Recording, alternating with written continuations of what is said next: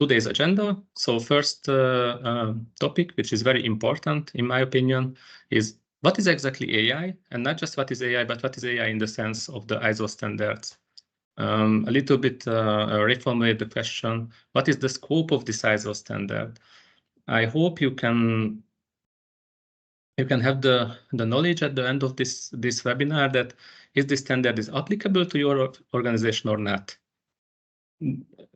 What you are developing and what you are using by your development activities is considered AI or not, because there are huge hype since generative AI hit the market, especially the ChatGPT of OpenAI. It's I hear it from everywhere, but is AI just ChatGPT? We will learn it soon. An introduction of the ISO IEC 42001 standard, and really brief, let's say, overview of the risk categories of the upcoming AI Act from the European Union, applicable from 2026, and how is it connected to these new standards. After that, we will have a question and answer session based on the questions collected in the comment sections.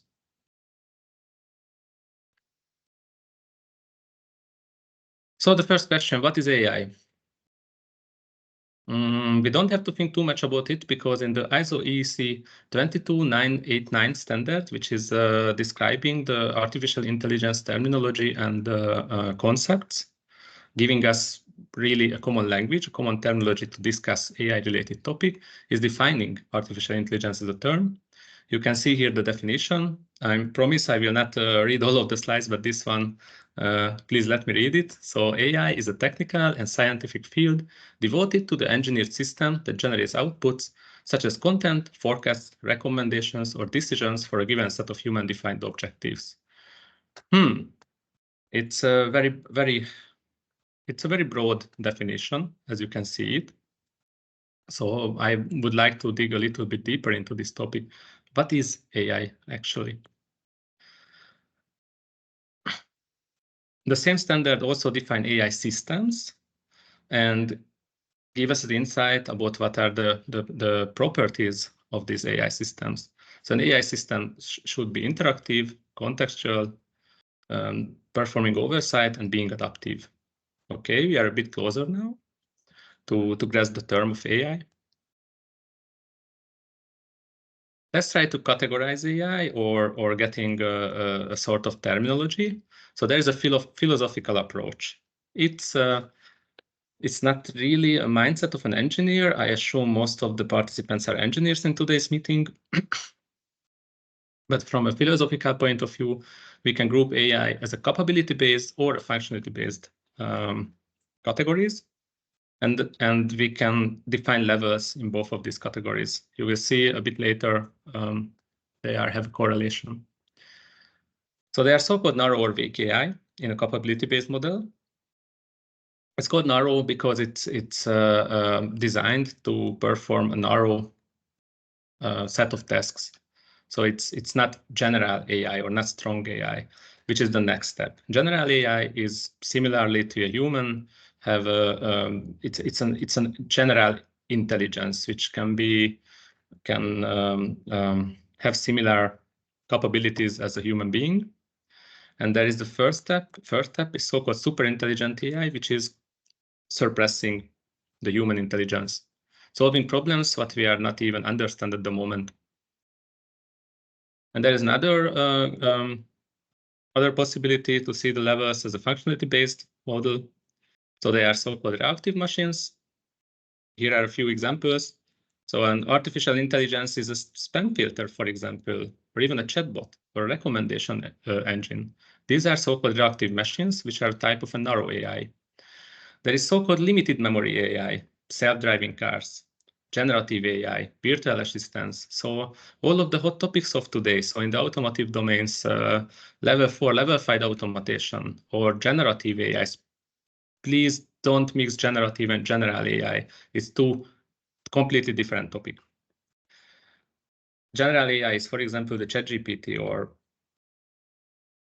the Google artificial intelligence, which just came out recently and having a lot of discussions there about ethics and the training data.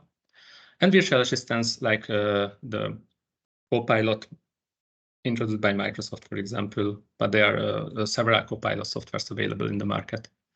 So what is common in today's functionality-based relative machines and limited memory AIs? So the common in limited memory AI is having a limited set of memory and leveraging the big data behind. So all of them are narrow or weak AI. So that's the state of the art. That's the reality. So that's available at the first quarter of 2024. General or strong AI, super intelligent AI, and so on are only theoretically existing at the moment. Also, self-awareness of AI and human-like mind of AI is also something which is not yet the state of the art of technology. Okay, so this is a philosophical approach. So giving a grasp of AI is much more than just generative AI, which is a type of AI. It's a so-called narrow, limited memory type of AI. That's generative AI, which is just one of the many AI applications. From a little bit more engineering perspective, artificial intelligence is a set of machine learning algorithms. That's one of the really common embodiment, and I believe in the everyday language, we call artificial intelligence the embodiments of machine learning. There are different types of machine learning: supervised learning, unsupervised learning, reinforcement learning, also so-called semi-supervised learning. So there are a lot of different algorithm types, and the definitions you can find in the standard I just mentioned before about the terminology and the concepts of AI. I don't go through this because of the limitations of time. Also, you can see here that artificial intelligence is a really broad term. It's more philosophical than a technical term, artificial intelligence, meaning it whatever. So machine learning is a more graspable technical term. Machine learning algorithms are well understood and defined concept. And they are a given type of machine learning, which is really a widely used technology nowadays, both in the automotive and medical device industry. We see deep learning. So there are different types of AI. There are a few machine learning examples. So for example, neural networks are behind the generative AI, for example. It's really popular nowadays. The name came from its mimicking the neural network of human beings. So it's the architecture is came from actually the neuroscience of organic intelligence. There are also typical examples like the Bayesian networks. These are graphical models used for generating predictions on the dependencies between variables. So they can be used to derive probabilities for the causes or variables that can contribute to the outcome. Decision trees, subtor vector machines, and so on. So these are just a few examples of what kind of machine learning algorithms exists and can be used as a building block of your products or development process. So okay, now we learned what is AI, what is not AI. We learned that AI is a really broad term. It's not just generative AI. So even despite the huge hype today, the scope of this standard is even wider. So let's see what is the scope of the ISO IEC 42001. This text is an exact copy from the standard scope section. So I wanted to highlight a few points here. So document is intended to use by an organization providing or using products or services that utilize AI systems. You can remember that we discussed the topic of AI systems a few slides before. And applicable to any organization, regardless of size, type, and nature, that provides or uses products or services that utilize AI systems. So all of these AI systems and AI machine learning based AI algorithms and so on, if these AI systems are utilized by providing or even using products, then this standard can be applicable, should be applicable. But what is this standard about? Let's see what is in the content. So it's have a Deming cycle-based structure, or as it's called also a PDCA cycle-based structure, very similarly to other management systems released by the iOS. This is the plan, do, check, act-based structure. Here you can see the table of contents of the standard. So they are a planning phase. You have to analyze the context of the organization. There are requirements towards the leadership. And there is a set of planning activities which are requested by the standard. And as we at Allcon identified, the do part is the support and the operations. The support part, I believe, is should be planning or doing part also. So it's not so black and white as it's shown in this figure, but I wanted to keep it as simple as possible due to the limited time of the webinar and the nature of this presentation. So the goal is to raise your awareness. And there's a check part. So there's a performance evaluation of this AI management system and AI systems. And this is an act as improvement. We will learn later there are a lot of further similarities with other management system standards. Another similarity to any other management system standard is it's a very process-oriented and risk-based approach. It's followed by the new ISO 42001 standard.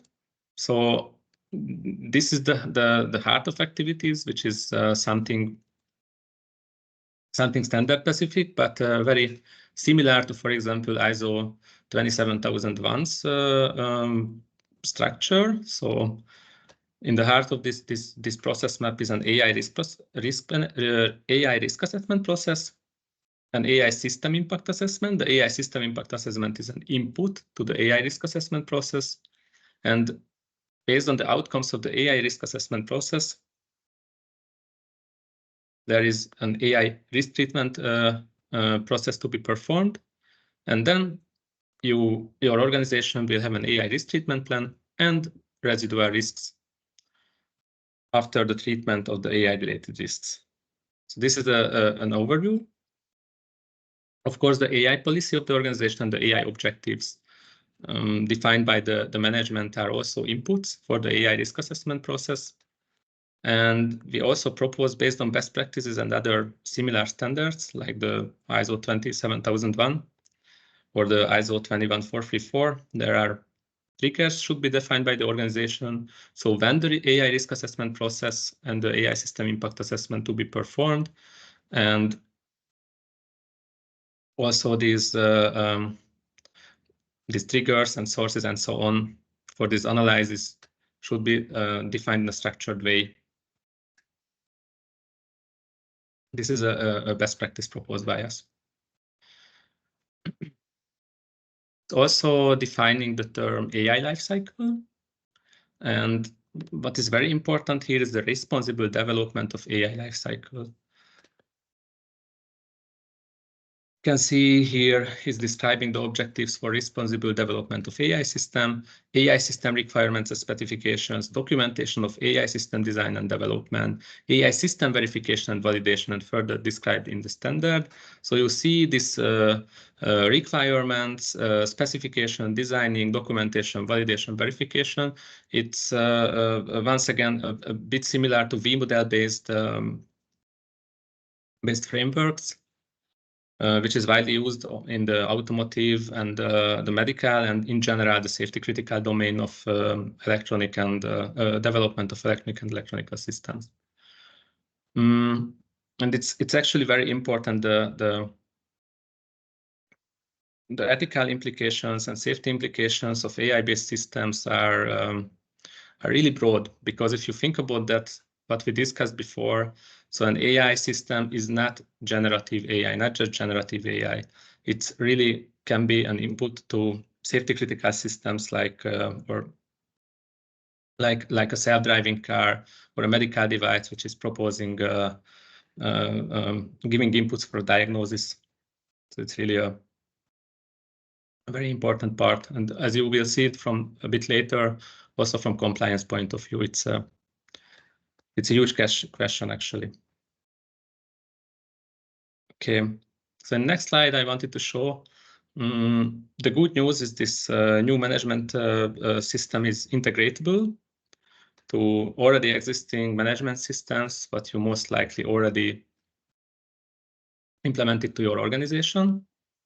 It has strong connections to ISO 9001 quality, which is the basis of the management systems released by the ISO, as usual. Also to ISO 27001 information security.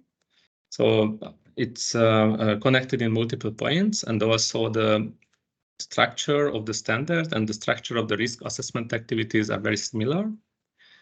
And it also has a connection to the environmental management systems, because artificial intelligence have a huge carbon footprint. And it's explicitly there in the very beginning of this standard to evaluate is climate change is relevant from the organization's point of view or not. So is it a relevant issue or not? And you should consider also the carbon footprint and environmental effects of utilizing or providing AI systems. And of course, I should put here much more other management systems, so it's integratable to the already existing integrated management system. That's the key message of this slide, not the exact standard.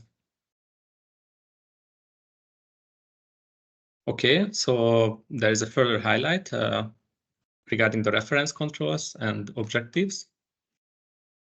So what are in this standard, or what kind of controls this standard is proposed you to implement, recommend you to implement, is policies related to AI, controls regarding the internal organization, resources for AI system, assessing impacts of AI systems, AI system lifecycle, data for AI systems. It's a very important topic, because the AI systems behavior is highly depending on the data you feed it with.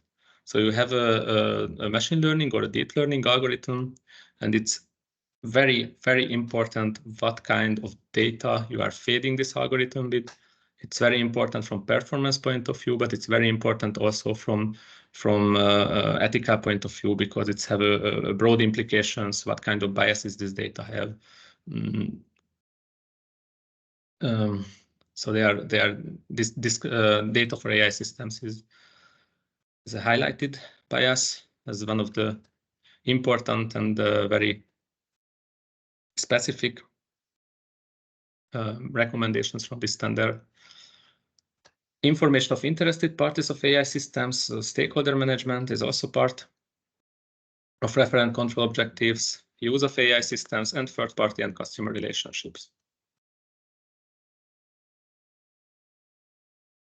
So, as I highlighted just before, data quality controls are very, very important in the world of AI development and also AI utilization, because when you're feeding these algorithms with data, that's really have a huge impact on the outcome. So the organization shall define, document, and implement data management process related to the development of AI systems, determine and document details about the acquisition and selection of the data used in AI systems. What is the criteria to using and which set of data? The organization shall define and document requirements for data quality and ensure that data used to develop and operate the AI system meet those requirements. And the organization shall define and document a process for recording the provenance of data used in the AI system over the life cycle of the data and the AI system. Also define and document criteria for selecting data preparations and the data preparations methods to be used. So there are a whole set of requirements regarding data quality management, which is really extremely important in the world of AI.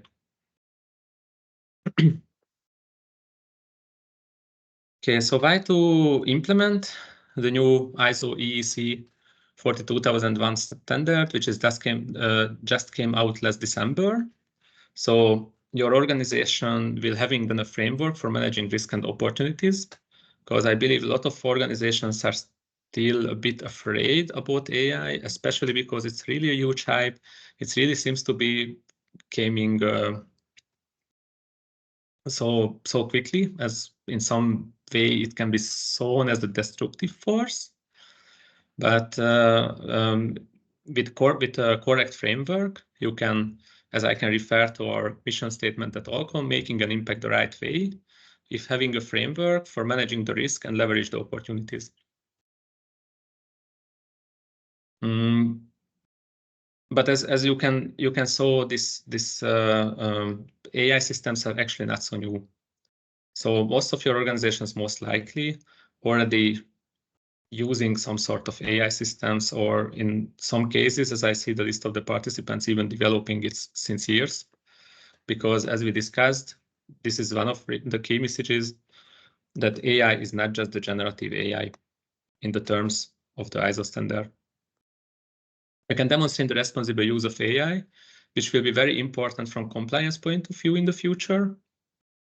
Because as you see, the European Union AI Act is also having a risk assessment framework, and you can have a mapping already if you comply with this ISO standard. I will talk about that a bit later. Traceability, transparency, and reliability of AI systems. Once again, we came back to safety, performance, and ethical implications here.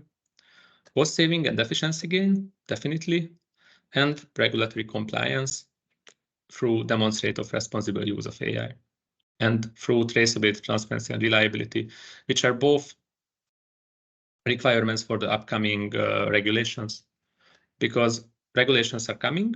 So this AI get a huge attention from the society, and already getting a huge visibility from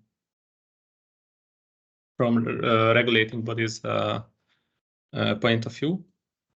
And they are in every region seems to be regulations are upcoming. We only mentioned due to the limited time the European Union relevant parts today. There are a set of further AI-related ISO standards. So this one is just a part of the puzzle. So this is the artificial intelligence management system. So giving a framework to manage AI risks and opportunities. But there are general standards. The first one, but I already referred several times today, is the artificial intelligence concepts and terminology, the ISO IEC 22989. So they are another standard, the 23053 framework for artificial intelligence systems using machine learning. It's also very important because machine learning is the typical embodiment of artificial intelligence, or what we call artificial intelligence in our everyday life, which is more philosophical than an engineering term. And there is another standard, artificial intelligence guidance on risk management. I want to highlight two other standards from not a general perspective, but due to our core businesses. So in the automotive domain, there are a publicly available specification 8800, road vehicle safety and artificial intelligence. I spent some years from my life as a functional safety manager in the past, up to ASIL-D systems. And artificial intelligence is, in this term, is just thinking about machine vision and so on is a used technology. But if you make the functions or decision making AI based, then the output is less deterministic. So there are really a huge set of questions from functional safety point of view, how to validate this system, how to make it safe as it's expected by the society. And medical devices, health informatics standards, which is also touching the topic of artificial intelligence in medical devices. Okay, so a few words that the EU AI Act is coming at 2026. It's applicable. You can read this standard online, this regulation, sorry, you can read it. It's publicly available. For the ISO standard, you have to pay for because ISO standards are not available publicly. But it's a question, is it supporting the EU AI Act compliance, or is it automatically comply with the standard, or what to do, how to prepare for this new regulatory compliance question at your organization? Because this EU AI Act is, as we evaluated, at the moment it seems to be a huge change. So it's a bit similar to the time when GDPR came out. And this ISO standard, this can support actually the compliance with the regulation. Let's see how. It can be an AI risk management input. So the EU AI Act is having 4 risk categories. So they are minimal risk category, for example, video games, spam filters, and so on. Limited risk categories, AI systems with specific transparency requirements, such as chatbots, emotion recognition systems, and so on. Here, the ISO 42001 is already state-of-the-art solution to demonstrate transparency required by the regulation. And there are high-risk systems. The bad news for the audience, as I see the list of the participants, I think most of your systems and most of your work is more like in the high-risk domain. Transportation systems, safety relevant systems, employment, education access, border control, justice system. So in high-risk systems, you have to demonstrate more the responsible use of AI. So I don't see how you can do that without implementing a state-of-the-art AI management system. And there is an unacceptable risk category, which is strictly forbidden. Social scoring, facial recognition, dark pattern AI manipulation, and so on, a few examples. So you can demonstrate the responsible use of AI. You can demonstrate that the risk assessment is performed, and you can map it with the risk categories based on the EU AI Act.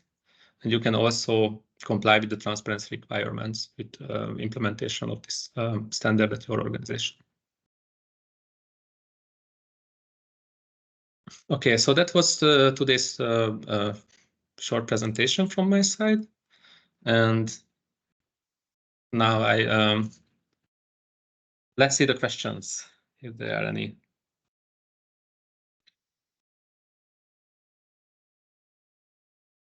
Melinda, no questions so far.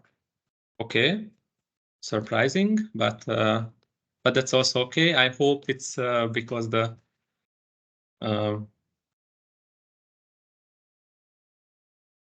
presentation was so straightforward and easy to understand that it's answered all of your questions. But if you have any questions, then please ask it.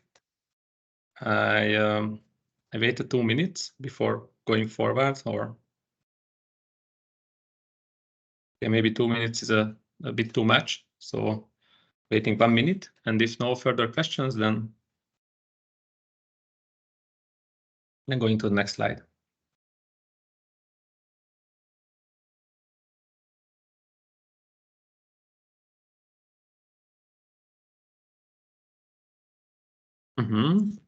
Okay, I see a question. How strong background you need in AI to become an auditor for this standard? So I'm not from such authorities. I'm not in a position to answer this question. I just have an educated guess that it's a management system standard. So I assume for being an internal auditor of this standard or something like that, then I expect there will be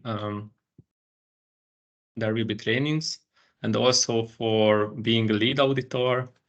But I don't think you need a PhD in artificial intelligence to learn or to be a certified lead auditor in this domain.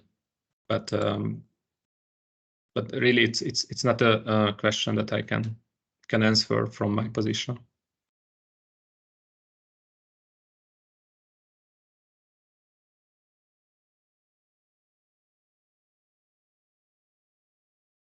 For this question, my answer is no, I don't know any about it. Can you talk to the practicality of the ISO standard as compared to framework like the AI risk management framework from NIST? I feel that the latter might include more on the practical guidance is not aimed at. Does this complement or challenge? Okay, so for the last question, how is it complement or challenge existing management system standards? It's complementing it. So we discussed that about a bit earlier, that it's an integratable standard. So it's part of this integrated management systems. Regarding the question, how is it practically compared to framework like the AI risk management from NIST? So it's due to the time limitations. I'm not type this topic, but we can discuss that outside of this short webinar of today.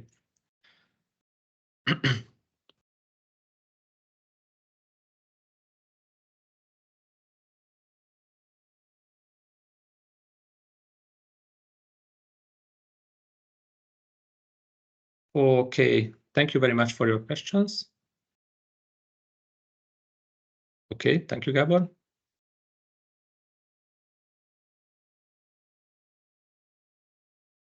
Oh, a little advertisement from our site. Volcon stands as a reliable partner in such questions.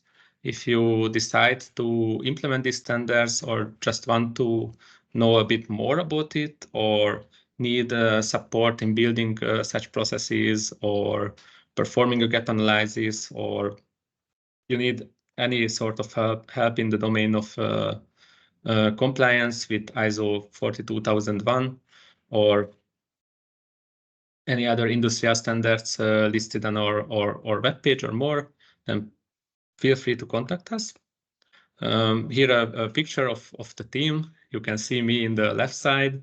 There are a bit more members at the moment. It's a bit old picture, but some of our engineers who are building expertise in this topic are already visible here. So feel free to contact me or any of my colleagues directly or via our webpage, or just sending a reply to this mail if you want to discuss this topic further, or you need any kind of support here. You can find my email address and phone number and the webpage in the end of the presentation, that will be sent in the future as well to you, or send after this presentation to you. Thanks a lot for your attendance, and thank you for being here. I hope I see you in the future in our future sessions as well.